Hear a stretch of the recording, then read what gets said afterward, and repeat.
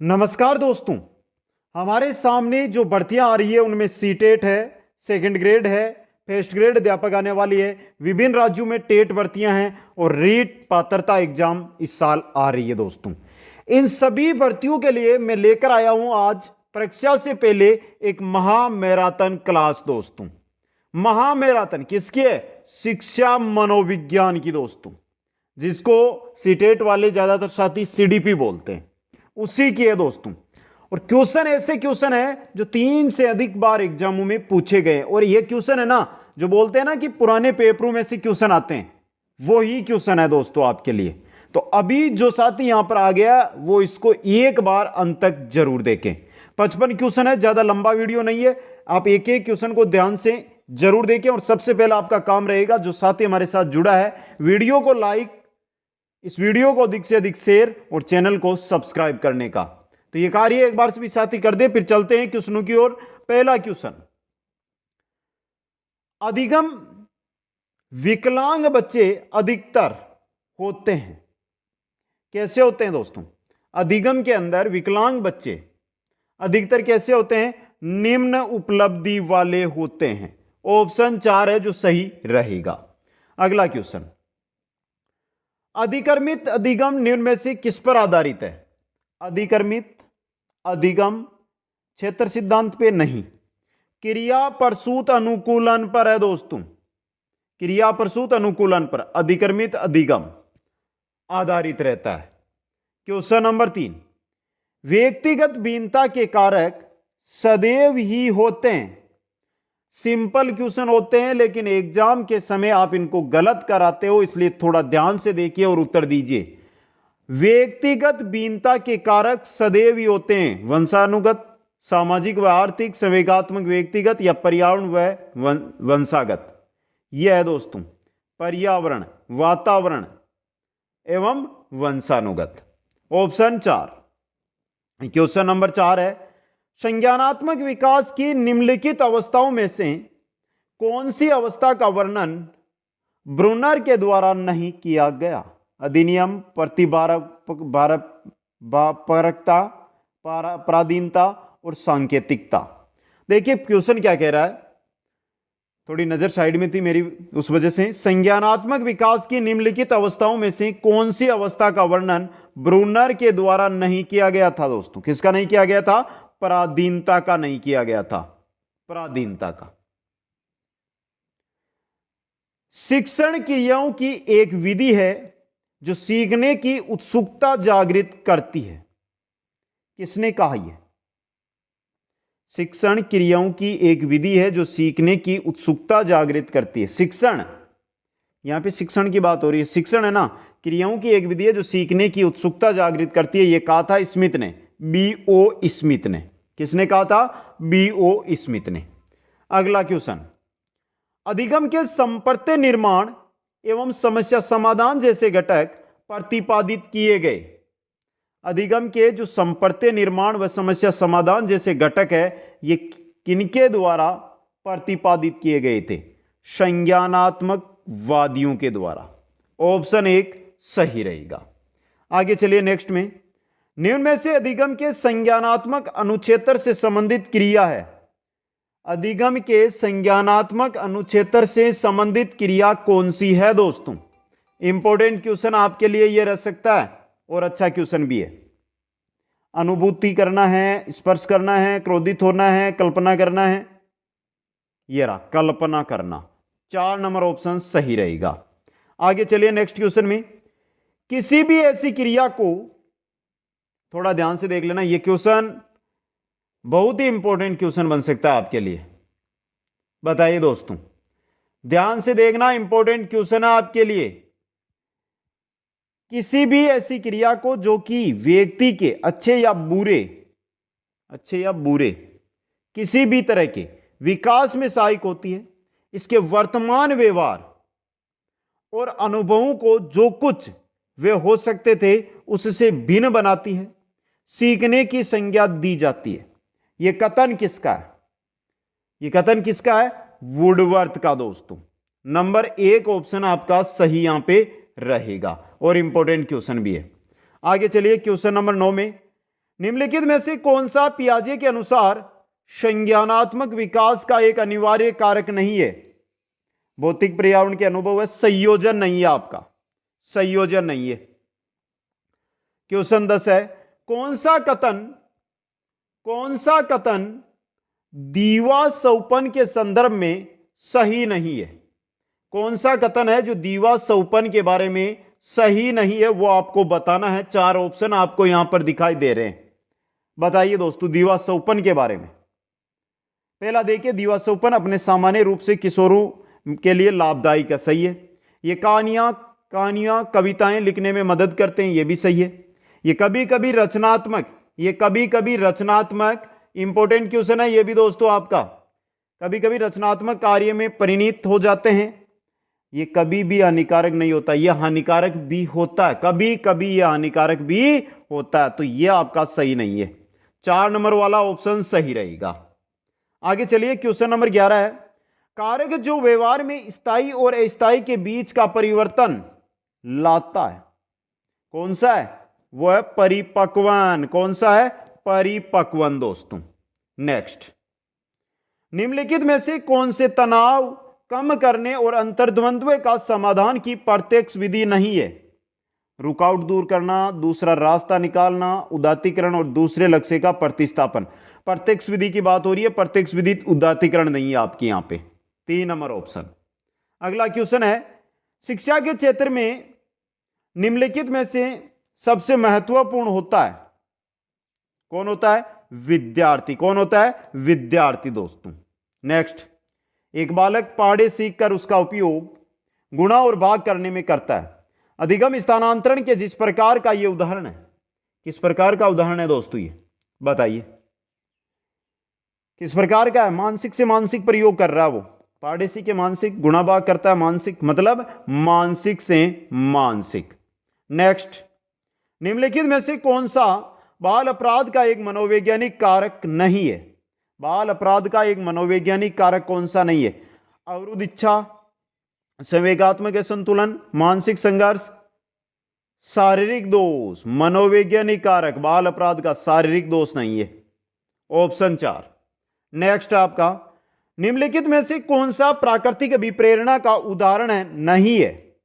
प्यास, प्रतिष्ठा। प्रतिष्ठा क्या प्राकृतिक अभिप्रेरणा है? कि पास, सुरक्षा और भूख, ये तो क्या आपकी प्राकृतिक अभिप्रेरणा है, लेकिन प्रतिष्ठा नहीं है यहां पे। नेक्स्ट, कक्षा में परस्पर संवाद से क्या उभर कर आना चाहिए? क्या उभर कर आना चाहिए? विचार। परस्पर हम बात कर रहे हैं, विचार विमर्श कर रहे हैं, तो विचार उभर कर आना चाहिए दोस्तों। कुसमायोजित बालक अधिकांशतः पाए जाते हैं कहां पर? निर्धन परिवारों और टूटे परिवारों के अंदर। 1 और 2, 3 नंबर ऑप्शन सही रहेगा। क्वेश्चन नंबर 19 है, सहयोगी अधिगम की प्रक्रिया को बढ़ावा देने के क्रम में शिक्षक को, सहयोगी अधिगम की प्रक्रिया को बढ़ावा देने के क्रम में शिक्षक को प्रत्येक विद्यार्थी को व्यक्तिगत गृह कार्य देना चाहिए, विद्यार्थियों को वाद विवाद में समूह परियोजनाएं देनी चाहिए। देखिए, सहयोगी अधिगम बढ़ाना है तो समूह परियोजनाएं देनी चाहिए। ऑप्शन 3। क्वेश्चन 20 है कि समूह में किशोरावस्था की विशेषताएं हैं। पहला, सौपन, दोस्तों का महत्व है, विद्रोह की भावना। पहले में ये सौपन, दोस्तों का महत्व और विद्रोह की भावनाएं, ये सभी किशोरावस्था की क्या है? विशेषताएं हैं। नेक्स्ट है, ब्रूनर ने संज्ञानात्मक विकास की 3 महत्वपूर्ण अवस्थाओं की पहचान की। निम्नलिखित में से इन अवस्थाओं के सही क्रम का चयन कीजिएगा। सही क्रम, पहला है प्रतीकात्मक, नहीं होगा, पहले आएगा इनेक्टिव, फिर आएगा अनुप्रतीकात्मक और फिर आएगा प्रतीकात्मक। देखिए कौन से में? दूसरे में देखिए इनेक्टिव, अनुप्रतीकात्मक और प्रतीकात्मक। ये रहा, यहां पे सही नहीं लिखा गया, प्रतीकात्मक, प्रतीकात्मक लिखा हुआ है, इसको टाइप सही कर लेना एक बार। ऑप्शन 2 सही रहेगा यहां पे। अगला क्वेश्चन, निम्न में से कौन कोलब्रग के नैतिक विकास की एक अवस्था है? कोलब्रग के नैतिक विकास की एक अवस्था आपको यहां पर बतानी है। पहली देखिए यहां पे दी गई है परंपरागत नैतिकता, और पहली आपकी क्या हो गई है? सही हो गई है यहां पे, परंपरागत नैतिकता। क्वेश्चन 23 है, निम्न में से कौन सा कथन सही नहीं है? पहला, विकास लंबवत सीधा न होकर वर्तुलाकार होता है। सही है ये तो। विकास की गति की दर एक सी रहती है, कभी नहीं रहती। ये गलत है आपका, ऑप्शन 2 यहां पे।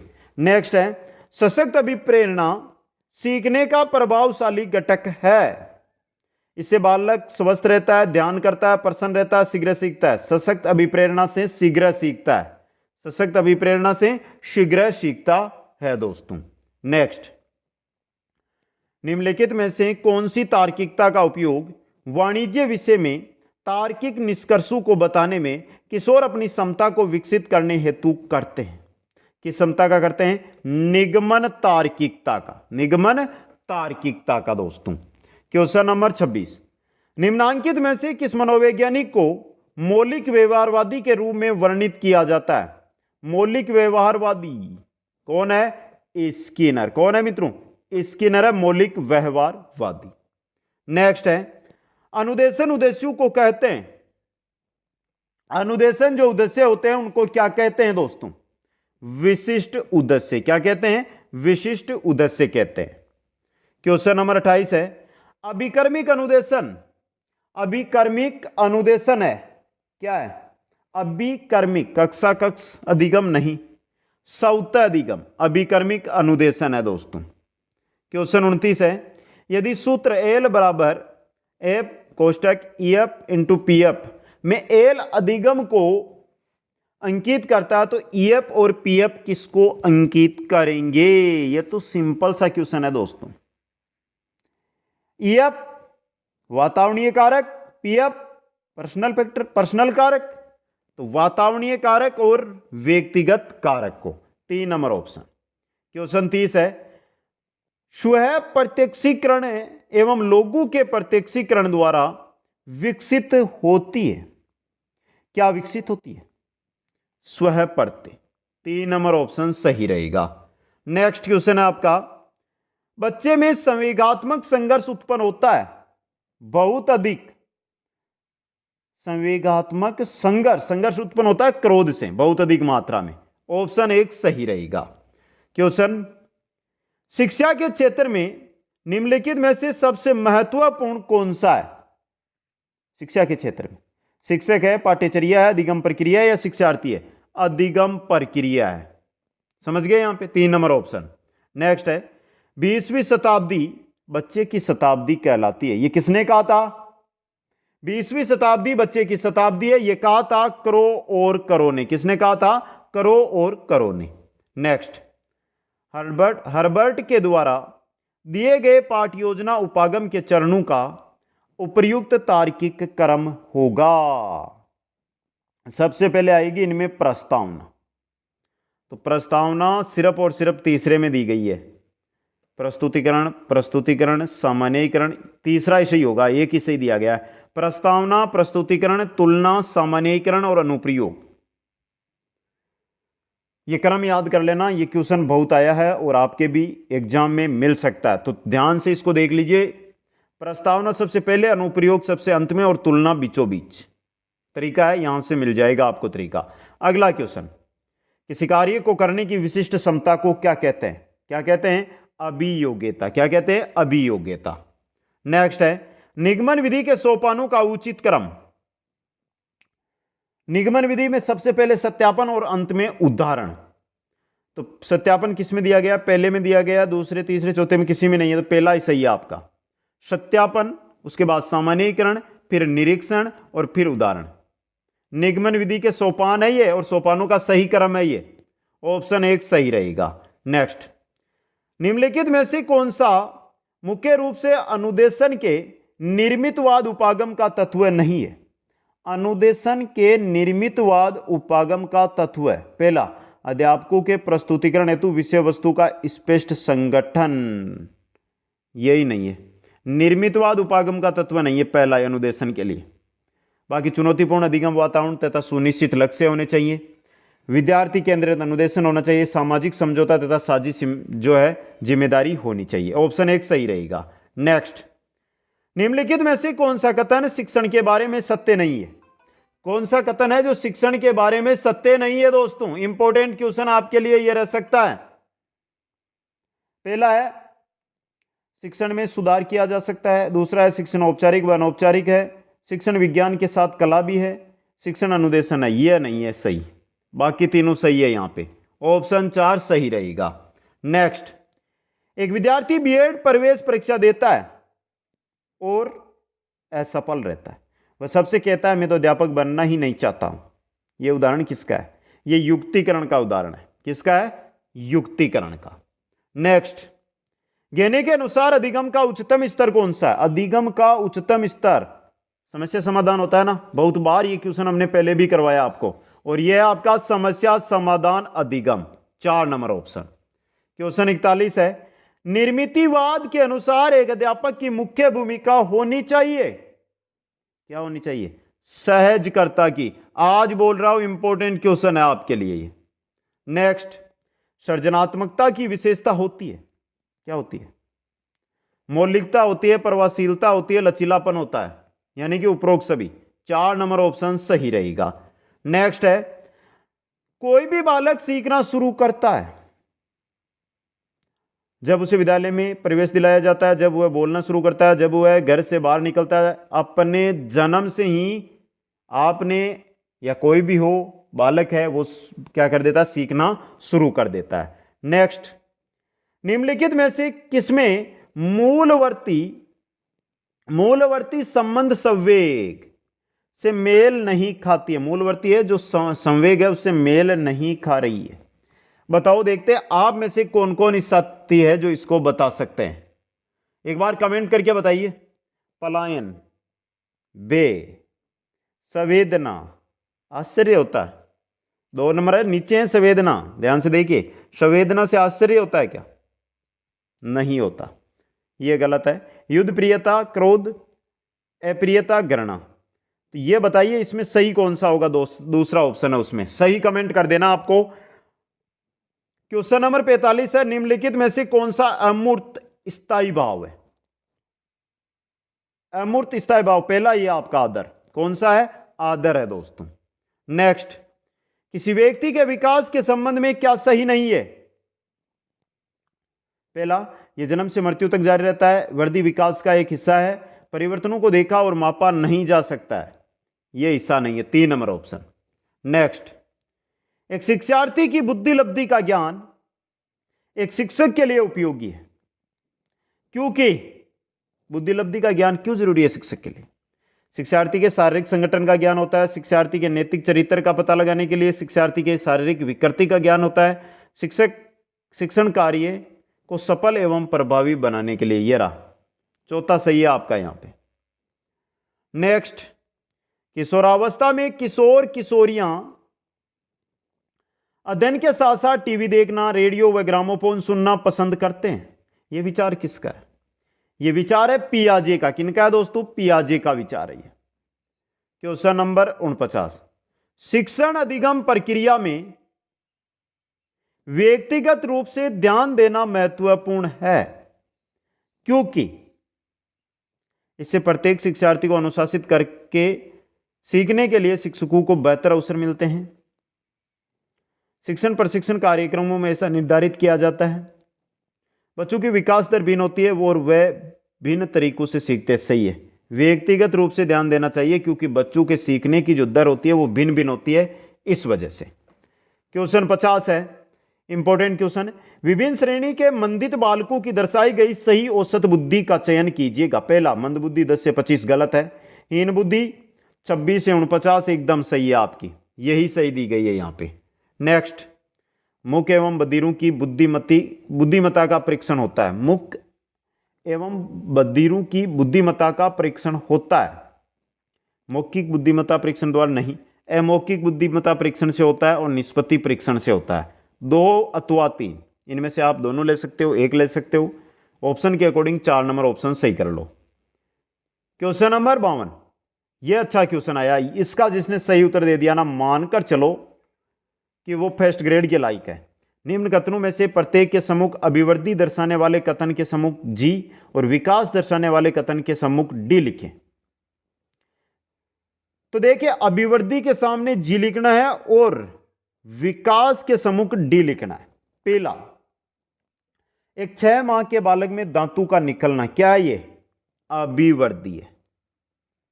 3 माह के बालक का उल्टा पलट कर पेट के बल लेटना, ये क्या है? विकास है, डी है। एक शिशु द्वारा उसके आगे लुढ़कती वस्तु पर आंखें केंद्रित करना, यह भी क्या है? विकास है। एक 13 वर्ष के बालक के चेहरे पर बालू का उगना, यह क्या है? अभिवृद्धि वृद्धि है। G D D G, D गलत हो गया, जी गलत हो गया, जी डी डी जी, ये रहा 2 नंबर ऑप्शन सही रहेगा आपका यहां पे। क्वेश्चन 53, ऐसे 2 संदर्भित मानववादी मनोवैज्ञानिक कौन है जिन्होंने मानव व्यक्तित्व की व्याख्या स्वयं एवं आवश्यकताओं के सिद्धांत के आधार पर की? कौन है? वो है मैस्लो और रोजर्स। मैस्लो व रोजर्स है दोस्तों। क्वेश्चन 54, निम्न में से कौन सा परीक्षण जो जीवन पर्यंत चलने वाले अनौपचारिक अधिगम द्वारा प्राप्त सूचनाओं पर केंद्रित है? कौन सा है? व्यक्तित्व परीक्षण है आपका। कौन सा परीक्षण है? व्यक्तित्व परीक्षण है दोस्तों। क्वेश्चन नंबर 55, एक विशिष्ट अधिगम अनुभव प्रदान करने के पश्चात अधिगम किस स्तर तक हुआ है, वह मापने हेतु निम्न में से कौन सा परीक्षण उपयुक्त? एक विशिष्ट अधिगम अनुभव प्रदान करने के पश्चात अधिगम किस स्तर तक हुआ है, इसको नापने के लिए परीक्षण प्रयुक्त किया जाता है उपलब्धि परीक्षण। कौन सा? उपलब्धि परीक्षण दोस्तों। 55 क्वेश्चन, और आपने इसमें से कितने आपको आ रहे थे, आपने कितने सही अटेंड किए हैं, सबसे पहले कमेंट कर देना है। और जिन साथियों ने लाइक नहीं किया है, लाइक कर दीजिए, अपने उन मित्रों तक शेयर कर दीजिए जो साथी CTET, second grade, first grade, REET, अन्य राज्यों की टेट भर्तियों की तैयारियां कर रहे हैं। और जो नए साथी जुड़ रहे हैं वो चैनल को सब्सक्राइब करते रहिए। आप सभी साथियों को बहुत बहुत धन्यवाद। जय हिंद, जय भारत।